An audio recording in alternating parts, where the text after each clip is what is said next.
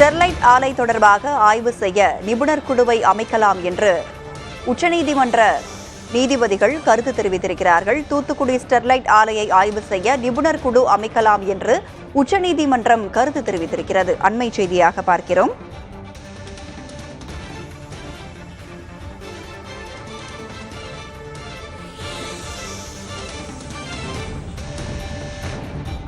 இது தொடர்பான கூடுதல் விவரங்களோடு இணைந்திருக்கிறார் நமது செய்தியாளர் நிரஞ்சன். உச்சநீதிமன்றம் இந்த மாதிரியான கருத்து தெரிவிச்சிருக்காங்க. வேறு என்ன கருத்துக்களை எல்லாம் முன்வச்சிருக்காங்க? ராதா, காலையிலிருந்தே இந்த ஸ்டெர்லைட் சம்பந்தமான வழக்கு அப்படின்றது காலைல 10:30 மணிக்கு தொடங்கின வழக்கு. அந்த ஒரு வழக்காகவே நாள் ஃபுல்லாவே விசாரிக்கப்பட்டிருக்கிறது நம்மளால பார்க்க முடியுது. இதுல ஸ்டெர்லைட் தரப்பு, தமிழ்நாடு அரசு தரப்பு, ரெண்டு தரப்புமே பல்வேறு தரப்பு வாதங்களை முன்வச்ச நிலையில உச்சநீதிமன்ற நீதிபதிகள் தங்களது கருத்தா சில விஷயங்களை சொல்லியிருக்கிறாங்க.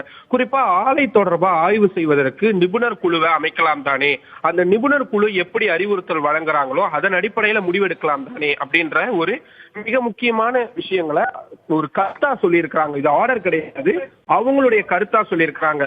மோரோவர் அந்த நிபுணர் குழுவுல யார் யாரெல்லாம் இடம்பெறணும் அப்படின்ற விஷயங்கள்லாம் பார்ப்போம். அவங்க அந்த ஆலையை அவங்க ஆய்வு செய்யட்டும், அது பொறுத்து நம்ம முடிவெடுக்கலாம் தானே அப்படின்ற ஒரு விஷயமான கருத்துக்களை அவங்க சொல்லியிருக்கிறாங்க. அதே நேரத்துல தமிழ்நாடு கவர்மெண்ட்டுடைய கருத்துக்களையும் அவங்களுடைய எதிர்ப்பையும் மக்கள் பதிவு பண்ணக்கூடிய கருத்துக்களையும் நாங்க ஒதுக்கி தள்ளிட முடியாது.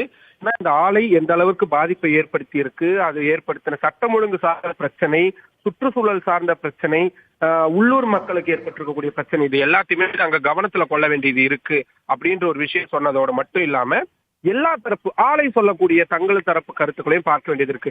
சோ வின் டு வின் அப்படின்னு சொல்லப்படக்கூடிய இரண்டு தரப்புக்குமே சாதகமா அமையக்கூடிய விஷயங்களை நம்ம ஆய்வு பண்ண வேண்டியது இந்த நேரத்துல அவசியமாகுது அப்படின்ற ஒரு முக்கியமான கருத்தை சொல்லியிருக்காங்க. அதாவது ஆலை ஓபன் பண்ணணும்னு அவங்க கேட்கறாங்க, ஓபன் பண்ண வேணான்னு நீங்க கேக்குறீங்க.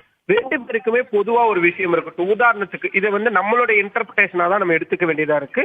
ஒரு கடுமையான விதிமுறைகளுக்கு உட்பட்டு ஆலை இயங்குறதுக்கு அனுமதி வழங்கலாமா, இந்த மாதிரியான விஷயங்கள் எல்லாம் தான் நீதிபதிகள் இன்னைக்கு தங்களுடைய கருத்தா முன் வச்சிருக்காங்க. ஆலை நிர்வாகம் ஆலை மீண்டும் திறக்கப்படணும் அப்படின்றதுக்கான தங்கள் தரப்பு நியாயங்களை சொல்லிட்டு வந்தாங்க. தமிழ்நாடு அரசு இன்னைக்கான வாதங்களை இறுதியா வைக்கும் பொழுது ஹைட்ரோ கார்பன் விவகாரத்துல அனுமதி அளிக்கப்பட்டது. ஆனா அந்த நிறுவனத்தின் மீதான குறிப்பிட்ட தனிப்பட்ட காழ்ப்புணர்ச்சி எதுவும் கிடையாது. அதாவது இந்த இன்ஸ்டிடியூட்டுக்கு எதிரான, இந்த கம்பெனிக்கு எதிரான ஒரு பர்சனல் வெஞ்சன்ஸ் எதுவும் கவர்மெண்ட்டுக்கு கிடையாது. அவங்க சுற்றுச்சூழலை சரியா பாதுகாக்கல, விதிமுறைகளை பாதுகாக்கல அப்படின்றதா பிரச்சனை. எல்லா தரப்பும் அதுக்கான ஆதாரங்கள் இருந்துதான் நாங்க இந்த க்ளோஷர் ஆலையை மூடுவதற்கான உத்தரவு பிறப்பிச்சோம் அப்படின்னு சொல்லிருக்காங்க. சோ இன்னைக்கான வாதம் நிறைவடைஞ்சிருக்கு. நாளை மீண்டும் வாத பிரதிவாதங்கள் தொடரும்னு எதிர்பார்க்கப்பட்டது. விவரங்களை வழங்கியமைக்கு நன்றி நிரஞ்சன்.